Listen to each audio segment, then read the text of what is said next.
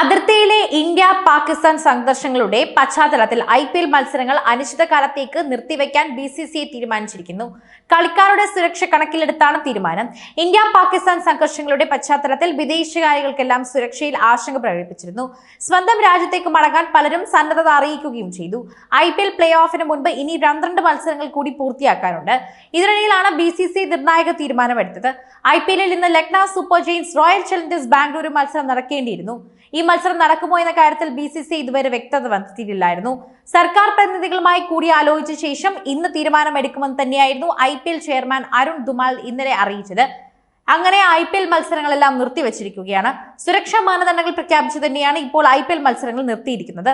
പഹൽഗാം ഭീകരാക്രമണത്തിന് മറുപടിയായി ഇന്ത്യ നടത്തിയ ഓപ്പറേഷൻ സിന്ദൂർ സൈനിക നടപടിക്ക് ശേഷം അതിർത്തിയിൽ രാത്രി നടന്ന ഇന്ത്യ പാക് സംഘർഷം ക്രിക്കറ്റ് ലോകത്തെ പിടിച്ചുകുലുക്കുകയായിരുന്നു.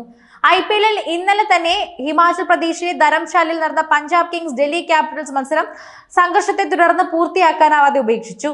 ഡൽഹിക്കെതിരെ പഞ്ചാബ് ബാറ്റിംഗ് തുടരവെ മാച്ച് ഒഫീഷ്യൽ അതിർത്തി ജില്ലകളിൽ പാക് ആക്രമണത്തിൽ അറിയിച്ചതായിരുന്നു.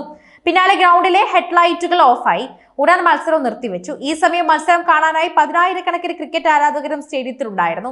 എന്നാൽ കാണികൾ ഉടൻ തന്നെ സ്റ്റേഡിയം വിടണമെന്ന് പിന്നാലെ ഉദ്യോഗസ്ഥർ അറിയിച്ചതോടെ കാര്യം ഗൗരവം എല്ലാവർക്കും മനസ്സിലായി.